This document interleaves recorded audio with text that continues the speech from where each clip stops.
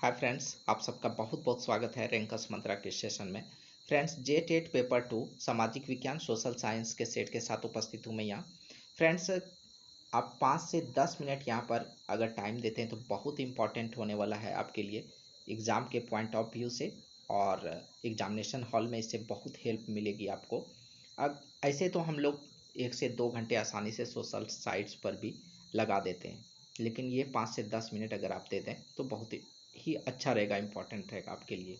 Friends, ये पूरी series जो मैंने सोशल साइंस के लिए बनाई है, इस सीरीज में क्वेश्चंस जो लिए गए हैं वो JCERT झारखंड के टेक्स्ट बुक से लिए गए हैं, जो बहुत इंपॉर्टेंट है। और कई फ्रेंड्स की तरफ से रिक्वेस्ट भी आई है कि सर इस सीरीज को कंटिन्यू रखें। तो देखते हैं, बिना किसी देरी के, ज़्यादा समय नहीं लूँगा, कोशिश करूँगा कि वीडियो शॉर्ट से शॉर्ट बने। तो फर्स्ट क्वेश्चन है यहाँ, हिरान घाटी नामक स्थान। हिरान घाटी कौन सा स्थान है? हिरान घाटी, जहाँ से पूरा पाषाणकालीन औजार मिले हैं, ये किस राज्य से? इस तरह के क्वेश्चंस आपको मिलेंगे आने वाले एग्जाम्स में कि हिरान घाटी किस राज्य से, किस राज्य में है। तो पूरा पाषाणकालीन ये क्यों चर्चित है? पूरा पाषाणकालीन औजार मिले हैं और ये गुजरात में है। कहाँ पर है? गुजरात में। नेक्स्ट क्वेश्चन है, झारखंड के किस स्थान में पूरा पाषाणकालीन पत्थर के कुल्हाड़ी तथा भाले के औजार प्राप्त हुए? पत्थर के कुल्हाड़ी और भाले। झारखंड में कई पूरा पाषाणकालीन जो है पूरा स्थल है, लेकिन यहाँ पर आपको अलग अलग चीज़ें वहाँ से प्राप्त हुई है। तो यहाँ पर ये इंपॉर्टेंट देखना है कि क्या चीज़ प्राप्त हुई। तो पत्थर के कुल्हाड़ी और भाले, तो ये कहाँ से प्राप्त हुआ है? झरिया से प्राप्त हुआ है। नेक्स्ट क्वेश्चन है, प्राचीन काल में आग जलाने के लिए किस पत्थर का प्रयोग किया जाता था? हम लोग को पता है कि पहले से प्राचीन काल में आग जलाने के लिए जो है पत्थर का प्रयोग किया जाता था, लेकिन किस पत्थर का? तो चकमक पत्थर। चकमक पत्थर रगड़ने के बाद जो है, आपस में टकराने के बाद बहुत आसानी से आग पैदा करती है। चकमक पत्थर का उपयोग किया जाता था। किस काल में मानव पूर्ण रूप से अस्थाई और विकसित हो गया था? किस काल में? ऑप्शंस आप देखें कि पूरा पाषाण काल है, मध्य पाषाण काल है, नव पाषाण काल है, या उपर्युक्त में से कोई नहीं। तो नव पाषाण काल में मनुष्य पूर्ण रूप से अस्थाई और विकसित हो गया था। पाषाण काल को कितने भागों में विभाजित किया गया है? 2, 3, 4 या फिर 5? तो पाषाण काल को 3 भागों में विभाजित किया गया है। कौन कौन सा? पूरा पाषाण काल, मध्य पाषाण काल और नव पाषाण काल।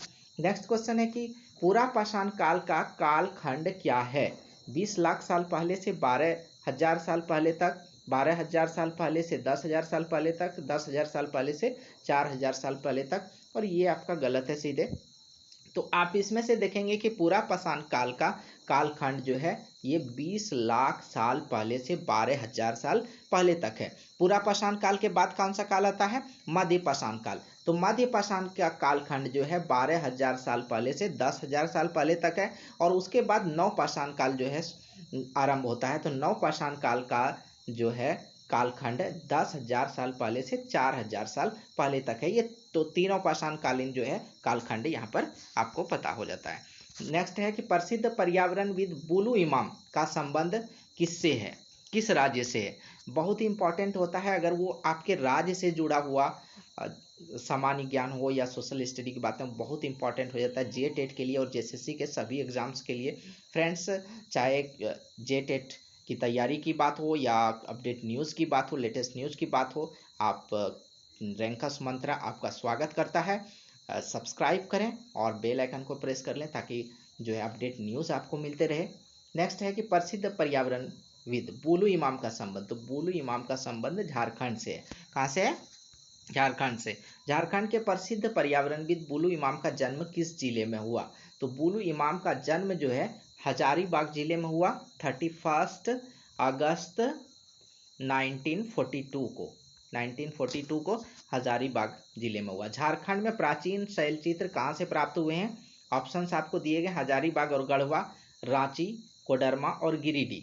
तो देखें आप, हजारीबाग और गढ़वा, रांची, कोडरमा और गिरिडीह, तो झारखंड में इन सभी स्थानों से प्राचीन शैलचित्र प्राप्त हुए हैं। शैलचित्र क्या होते थे? पत्थर पर जो है, पत्थर से ही उकेरा जाता था, एक तरह से वो गड्ढा करके तो उकेरा जाता था चित्रों को। तो इस तरह के शैलचित्र इन जिलों से प्राप्त हुए हैं।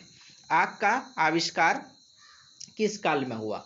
आग का आविष्कार, ऑप्शन देखें, पूरा पाषाण काल में हुआ। आग का आविष्कार किस काल में हुआ? पूरा पाषाण काल में। पूर्व पाषाण काल में मानव की जीविका का मुख्य आधार क्या था? मानव की जीविका का जो है पूर्व पाषाण काल में मुख्य आधार क्या था? शिकार था। नेक्स्ट क्वेश्चन, झारखंड के गढ़वा में शैल चित्र की खोज किसने की? आप चारों ऑप्शन को देखेंगे तो ये सभी ऑप्शंस ऐसे हैं जिन्होंने झारखंड के किसी ना किसी स्थान में शैल चित्र की खोज की। लेकिन यहाँ पर जो आपको पूछा जा रहा है कि गढ़वा में किसने की, तो गढ़वा डिस्ट्रिक्ट में जो है ये आपका डॉक्टर राकेश तिवारी ने शैल चित्र की खोज की। पहिए का आविष्कार किस काल में हुआ? पहिए का आविष्कार नवपाषाण काल में हुआ। नेक्स्ट क्वेश्चन है कि कृषि की शुरुआत किस काल में हुई? तो कृषि की शुरुआत जो है वो नवपाषाण काल में। तो दो बहुत महत्वपूर्ण मानव सभ्यता के इतिहास की दो बहुत महत्वपूर्ण घटना हुई, एक पहिया का आविष्कार और दूसरा जो है कृषि की शुरुआत, कृषि का आरंभ, और ये दोनों जो है नवपाषाण काल में हुआ। और अगर आग की बात करें तो आग जो है ये पूरा पाषाण काल में हुआ। नेक्स्ट क्वेश्चन, सर्वप्रथम किस जानवर को पालतू बनाया गया? तो ये बहुत ट्रेडिशनल क्वेश्चन रहा है, मैंने ऐसे ही शामिल कर लिया इसे भी। तो कुत्ता सबसे पहले जो है पालतू जानवर बनाया गया है। पूरा स्थल बुर्ज होम किस राज्य में है? बुर्ज होम ये जम्मू कश्मीर में है।